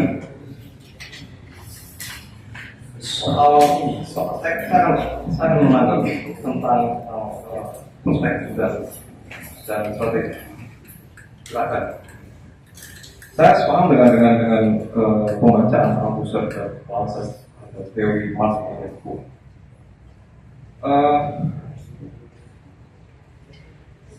Hukum memang kami bisa disebut sebagai refleksi aktif dari basis produksi, dan kita bisa misalkan di dalam beberapa teks otentik Marx waktu dia berusaha mengkritik paradigma filosofis dari teori hukum. Dia menyebut kritik terhadap agama, teologi harus ditransformasi menjadi ekonomi politik dan hukum. Artinya hukum punya signifikansi tertentu diperhatikan oleh masyarakat. Saya bisik. Nah, problemnya tafsir apa yang disebut oleh Mas Agung sebagai perspektif instrumentalis tadi lebih dominan di kalangan gerakan. Sehingga apa implikasinya? Sepakat. Eksesnya gerakan menjadi fatalis karena melihat hukum dari sudut pandang yang semata radikal. Jadi hukum ini hanya kalau saja terus berkuasa. Kalau kita bisa memenangkan kontestasi pertarungan lewat perjuangan kelas, kita begitu imajinasinya, maka kita akan mengganti hukum secara total dengan hukum rakyat seperti itu. Oke, itu imajinasi yang saya pikir memang di masa depan yang jauh cukup baik menjadi inspirasi gerakan. Tetapi dalam konteks perjuangan praktis, saya kira pendekatan pragmatis dan struktural seperti yang diperagakan oleh misalnya Sartre, walaupun kemudian harus menuai banyak kemunduran dalam kondisi mutakhir, tapi itu bisa menjadi semacam inspirasi buat gerakan di negara-negara yang lain. Artinya kalau dulu mungkin di awal abad 20 orang berbelok kiri, semua tokoh ingin mengambil pilihan kiri, dari Cokro Aminoto sampai ke Syahrir semua kiri.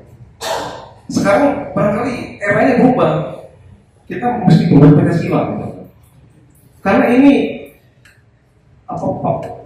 semacam atau mungkin filosofi global, ideologi yang memang dirancang oleh para pelaku kiri di awal abad 20 sebagai ideologi alternatif liberalisme. Kita periksa sekarang dalam perdebatan BPPKI misalnya. Saya kira semua sepakat, semua anggota BPPKI sepakat bahwa liberalisme ditolak. Sehingga gagasan Pancasila Bung Karno diterima dengan mudah oleh para kiri.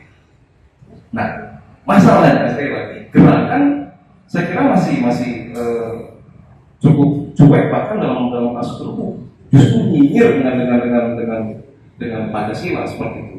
Sementara kalau kita lihat misalkan ada beberapa agenda neoliberal di bidang pendidikan tentu saja itu berhasil dihalau melalui pendekatan konstitusional. Ada beberapa elemen mahasiswa mengajukan constitutional review ke MK dan berhasil dimenangkan seperti itu.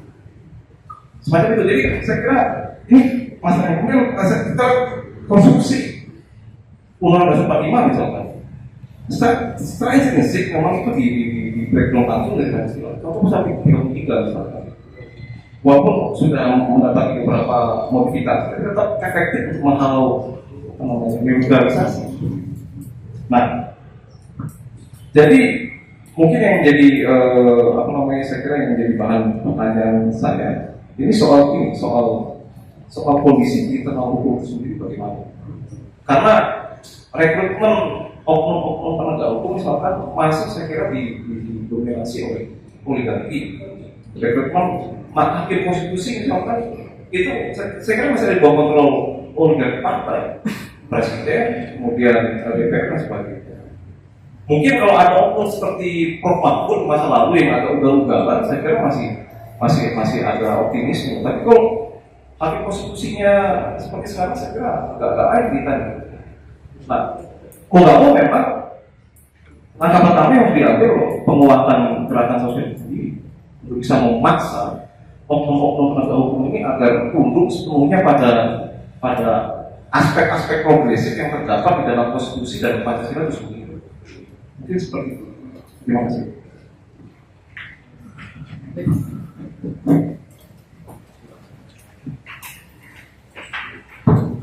Terima kasih saya Silom.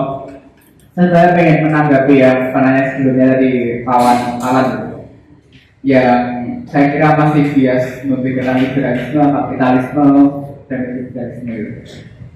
Nah, hal yang perlu kemudian kita pahami sebenarnya ya industrialisasi itu juga penting di perspektif sosialisme itu. Yang membedakan itu kan kalau kapitalisme kan industrialisasi maju, tapi kan ada eksploitasi, penindasan, ketidakmerataan. Kalau sosialisme kan industrialisasi maju, kelompok masyarakat produktif tapi egaliter. Nah, ini yang menurutku perlu diklikan sendiri sebelum mengklaim bahwa liberalisasi itu penting. Nah, saya merekomendasikan satu buku yang menarik buat kawan Alan ini, judulnya The Origin of Capitalism, tulisannya Ellen Wood. Mungkin bisa memberikan gambaran karena buku ini mengulas dari sejarah awal kapitalisme dan pasar, kapitalisme dalam konsep negara dan bangsa, hingga relasi modernitas dan kritik-kritik yang diberikan terhadapnya. Nah, terus yang kedua, bagi penanya, saya juga ingin merespon ke penanya kedua. Kebetulan studi saya tentang PTNBH, ya benar, judicial review itu pernah menang dulu waktu BHRN. Tapi pada akhirnya ketika undang-undang itu digagalkan, muncul undang-undang baru yang namanya PTNBH. Dan saya sebagai angkatan 2013 adalah korban dari neoliberalisme pendidikan melalui perusahaan perguruan tinggi itu melalui UKT. Nah, ini kemudian secara historis implikasinya bahwa kerja-kerja judicial review itu juga belum optimal ketika kemudian tidak berkontestasi seperti Mas Wanda itu di level perumusan kebijakan itu.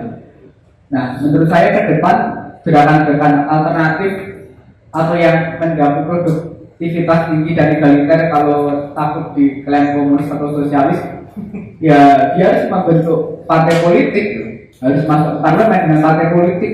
Ya cara itu kemudian merubah secara struktural itu bisa dilakukan sembari menguatkan basis-basis akar rumput. Menurut saya itu yang kemudian PR ke depan. Walaupun kemudian di isu agrarian kita juga kadang masih bias mana kelompok neoliberal, mana kelompok populisme, neopopulisme maupun kelompok marxis atau sosialis itu sendiri. Nah, mungkin tanggapan singkat saya seperti itu, dan Pancasila itu hasil ideologi kompromi gitu. Kalau memang sangat tauhidis, ya Pancasila akan bukan kesatuan Indonesia, pokoknya yang KRI harga mati gitu. Kalau pemimpin Pancasila itu sangat sosialis, ya jelas kesejahteraan dan keadilan sosial itu ditamakan. Jadi menurut saya Pancasila walaupun sebagai dasar negara, secara realisasi itu sangat kemudian bisa fleksibel, tergantung rezim mana yang kemudian menguasai dan dia akan condong di sila yang mana. Saya kira sejarah dari Orde Baru, Reformasi, Orde Lama sudah memberikan gambaran ketika kemudian dasar negara hasil kompromis tiga kekuatan besar itu, dulu sosialis, komunis, nasionalis sama agamis, berdiri kuat menghasilkan Pancasila. Pas Orde Baru awal tinggal Islamis dan nasionalis, Orde Baru akhir kelompok Islamis dikekang divisi, tinggal nasionalisme yang sifatnya sangat neoliberal itu berkembang. Itu tanggapan saya, terima kasih. Oke, baik, terima kasih. Ada dua penanya dan yang terakhir sebagai penangkap. Pertama, penanya pertama melihat bahwa soal revisi undang-undang itu semacam tradisi, ya, sebagai alternatif yang utama. Jadi dia menanyakan apa kira-kira framing politik yang pasti sehingga tidak ada peluang revisi undang-undang ini. Lalu yang penanya kedua itu soal kondisi internal hukum, ya, karena dia bilang bahwa agak sangat ya pesimis karena memang para penegak hukum itu sendiri adalah bagian dari oligarki itu sendiri. Ya. Lalu yang ketiga itu adalah kegugatan terhadap Pancasila sebagai dasar negara. Bagaimana kerupihakan para bicara dari sebelah sana. Baik, terima kasih Mas Tino dan Mas Adi. Saya ingin ke Mas Adi dulu ya. Bagaimana kondisi internal hukum yang betul apa yang Anda sampaikan bahwa kondisi internal hukum hari ini aparat penegak hukum memang sama sekali saya tidak mengatakan bahwa mereka bagian dari oligarki, tapi mereka tidak punya perspektif, tidak punya paradigma, ya. Karena memang ya kita tahu bersama di kuliah kan, apalagi di fakultas hukum kita tidak pernah diajarkan tentang, apalagi dulu sempat bersama hukum pernah hilang, ya. Dan kemudian praktis sarjana hukum ini juga tidak expose dengan berbagai macam perdebatan ideologi, ya. Mereka tidak tahu ada yang namanya kapitalisme, ada yang namanya neoliberalisme, ada sosialisme. Yang mereka tahu adalah hukum ini sebagai sebuah ideologi tersendiri, ya, bahwa hukum ini menjadi patokan ketika ada bertindak. Entah kemudian hukumnya adalah produk dari sebuah konspirasi elit politik dengan oligarki, itu tidak menjadi pembahasan di kepala para penegak hukum. Karena ketika dia diketok palu dan menjadi perundang-undangan, that's the law, whether you like it or not. Itu perspektif orang hukum. Karena sekali lagi karena kelemahan kita di fakultas hukum, kita tidak mengekspos mahasiswa dengan berbagai perdebatan di ilmu sosial ini. Karena sekali lagi di fakultas hukum, ya, masih dominan di Indonesia, mereka memposisikan bahwa hukum itu seperti ilmu pasti, eksakta. Ya, 1 sama 1 sama 2 sama dengan 2. Hukum itu adalah logika, 1 sama 1 dengan 2. Anda mencuri barang orang lain dengan cara melawan hukum berarti sama dengan 4 tahun. Itu cara berpikir orang. Jadi legalistik formal. Nah, memang dari konteks itu ada pesimisme tentu saja, tapi yang namanya kita di gerakan sosial harus terus mencari secercah cahaya ya. Dan di kalangan hakim sendiri dan jaksa sendiri sekarang ada yang namanya kaukus hakim progresif, kaukus jaksa progresif misalnya, yang bacaan-bacaan mereka tentang ilmu sosial itu juga sudah mulai kuat. Yang artinya mereka sudah expose dengan berbagai ideologi yang artinya harapannya bahwa mereka punya perspektif yang kuat, punya paradigma yang kuat yang berpihak kepada rakyat. Kurang lebih seperti itu harapannya. Tapi ya hari ini memang secara dominan memang lebih banyak pragmatis, Mas. Saya tidak mengatakan bahwa mereka ideologinya neoliberal, tidak. Mereka bahkan tidak tahu neoliberalisme. Lebih banyak pragmatis kemudian menggunakan cara berpikir legalistik formal. Dan kemudian Mas Vino ya, ini saya menyambung, saya tidak menjawab pertanyaan Mas Vino karena sejatinya tidak ada yang dibuka ke saya, tapi saya juga menyambung dan pertanyaan ini kepada teman-teman buruh juga. Apakah memang teman-teman buruh itu mengharamkan adanya revisi Undang-Undang 13/2003 pada saat di mana banyak sekali anggota kelas proletar kita yang tidak dilindungi oleh rezim kerjaan ini, apa Gojek kita, driver Grab kita, mereka praktis tidak masuk di rezim 13/2003. Apabila kemudian mereka tidak ada perlindungan, berarti kan kita tidak sedang membangun kesadaran kelas di dalam buruh. Bahkan juga buruh yang saat ini bisa dikatakan bahwa secara mereka merupakan budak-budak modern bahkan, ya kan? Apakah kemudian kita tidak punya solidaritas untuk memasukkan mereka dalam rezim perlindungan, ya, yang namanya rezim tenaga kerjaan ini, untuk memastikan bahwa mereka juga dilindungi oleh buruh, hak-hak mereka juga dijamin. Apa dalam konteks itu, apakah kita akan mengharamkan revisi? Nah, itu pertanyaan saya. Terima kasih.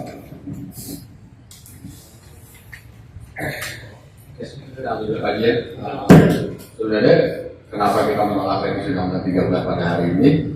Ya karena revisi Undang-Undang 13 ini adalah ya benar hanya ke liberal dan fleksibilitas. Karena bukan yang mengarah pada perbaikan tenaga kerja yang baru seperti kemitraan gitu. Itu nggak jelas, nggak pernah kita ada omongan dari Andika Giri atau dari Jokowi bahwa kita akan buat regulasi untuk melindungi para pekerja kemitraan. Kita akan membuat regulasi agar tenaga kerja freelancer bisa hidup sejahtera, supaya mereka juga bisa BPJS dibayar oleh klien-klien mereka. Nggak pernah ada. Yang ada cuma bilang sangon dihapus, kontrak akan jadi lebih panjang. Itu selalu. Makanya kenapa kita menolak yang revisi sekarang. Tapi ketika revisi ini adalah revisi yang progresif, yang akan mensejahterakan kaum buruh, baik itu yang bekerja formal maupun tidak formal, kami masih akan mendukung. Malah kami akan mendorong itu segera disahkan seperti RUU PKS. Kami dari buruh itu di media atau di aksi ketika mendorong agar segera disahkan revisi undang-undang tentang penghapusan kekerasan seksual, kami akan maju di depan. Karena ini adalah undang-undang yang progresif yang akan melindungi perempuan, termasuk buruh perempuan dari pelecehan seksual di tempat kerjanya. Kenapa yang hari ini kita tolak ya? Karena yang ini bukan yang mensejahterakan, tapi ini akan memperparah kesengsaraan kaum buruh. Lalu yang pertanyaan ini ya, yang buruh migran ilegal. Nah, jadi sebenarnya banyak hal yang sedang direvisi di Undang-Undang 13. Benar banyak. Termasuk ada beberapa yang JR pada waktu itu, dan itu disahkan di MK. Tapi itu nggak jadi bahan buat dimasukin di Undang-Undang 13. Terus seperti apa ya, pelanggaran berat dulu ada pesangon, ternyata hari ini kan di media akhirnya ada pesangon. Nah itu yang harus direvisi, termasuk tenaga kerja migran.